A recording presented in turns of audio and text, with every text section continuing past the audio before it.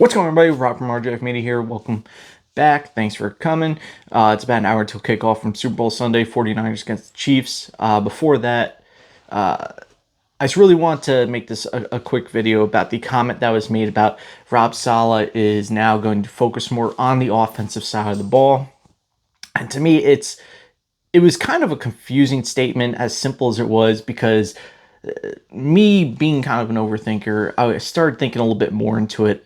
The first thing being, why, as head coach, he's a CEO type head coach. He's always praised that. He's always kind of lived by that. Oversees both offense and defense.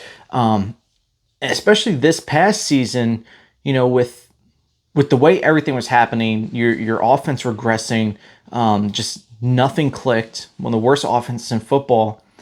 Why wasn't your focus, or why wasn't Saleh's focus, more on the offensive side of the ball to begin with?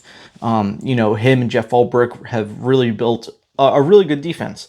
And Ulbrich's had that thing humming pretty well. So with the defense playing so well and offense playing so poorly, why wasn't he more involved in the offense? I understand he's not an offensive guy, but still, why throughout the season there were no real significant changes made. There was no change of play calling or adaptation of play calling. So why didn't he focus more on the offensive side of the ball? And why now is it coming out? Is it coming down from Woody, who the Saleh need the owner to come out and say, okay, you need to focus more on that side of the ball? Was it Joe Douglas that said you need to focus more on that side of the ball? Again, as a CEO type head coach, and you see one side of the ball playing so poorly, being just decimated with injuries, just the inability to adapt, the inability to get anything going, why not? Why weren't you more involved then? And it kind of just made me think back to that Deanna Rossini article where it was, after Aaron Rodgers went down, the hope was just to get 7-8 wins or whatever it was. And that's just kind of what it seemed like. Like to me, it doesn't really make sense. Again, you see this side of the ball, you see the offense struggling so much throughout the year, and there's nothing. And you're overseeing these practices, you're overseeing these games, and so what is Saleh's input on the offense to begin with? Was there any input? Did he see anything in practice and say, hey, we should probably try this instead? And if he's not doing that, then why is he here? This is why the argument of, Saleh should stay this year, because he, as bad as he's been, he gives us the best chance to win. I don't see how that makes sense.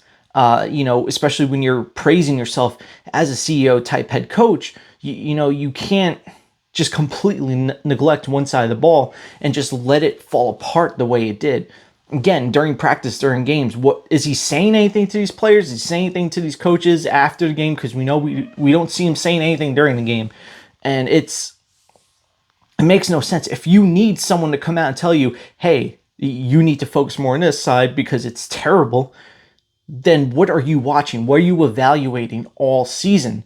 And that's why, like, that comment is he's going to focus more. It sounds more like a parent telling him he has to do something, rather than him, being aggressive and kind of taking the matter into his own hands and addressing it early in the season. It just kind of seems like he had no want, no desire to have any part of that side of the ball, because it seems like someone is telling him he has to.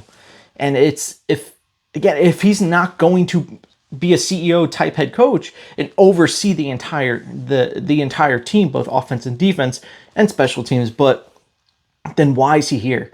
Because he's shown he can't win consistently without a Hall of Fame head coach, a Hall of Fame quarterback. Sorry, and even with Aaron Rodgers coming back, who knows if he can win consistently. I think if anything, Aaron Rodgers comes back and any success they have, it's kind of in spite of Rob Saleh, because he has no input on that side of the ball. It's just weird. This whole offseason so far has just been really weird. Just a lot of same old Jet stuff coming out, and it's just, you see all these staff members jumping ship, and it's like, what is really going on behind the scenes? Because it just seems like this organization is just falling apart around us. you know, I I don't know what Saleh does this season, because I don't think he can go into the season again with all these mantras and cliche quotes and everything like that, and bring all this attention to the team, and then once they hit some adversity, it just melts. I this is why, again, I don't understand the argument of Salah should finish out this year because he gives us the best chance to win, when he's not going to outcoach anybody. He's shown he's not able to. So why? And now he has to focus more on the offensive side of the ball. He has to be told he's going to, and it's just what I want to know what he is seeing. I wish they had a press conference where it's, whose decision was it for to come out and say you're going to focus more on that side of the ball and step away from the defense a little bit. Because if it is anyone but himself evaluating himself, then why does it take someone else to tell you to focus on something that's just absolutely garbage? And if it is him, at the end of the season, like, oh, I got to focus more on offense. Why couldn't you figure that out earlier? Again, this offense was bottom two, probably the worst ranked offense in the league for how many weeks? I mean, you didn't see this in week 6, 7, 8, 9, 10, so on and so forth. And if that's the case, what are you watching? What input do you have on the game as a CEO type head coach? What input do you have to that locker room? But yeah, it's weird. I don't understand it. Maybe I'm just overthinking it, but it's just there's just too much that's it's just setting us up for failure, to be completely honest. And I hate saying that because I want this team to succeed. I've been watching the Jets for almost my entire life. It's been 13 years since the playoffs. I want this team to succeed. But then when you have this kind of stuff come out, it makes you question the culture. It makes you question the organization. It makes you question everything that's going on there, because none of it makes sense. But that's all I got. Hope everyone has a happy, healthy, and safe Super Bowl.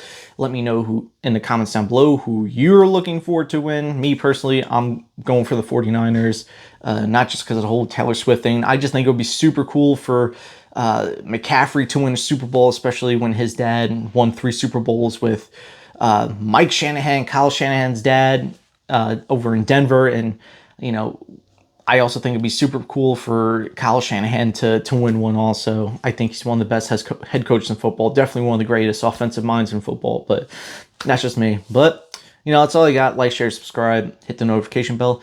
Leave comments down below. And until then, talk to you later.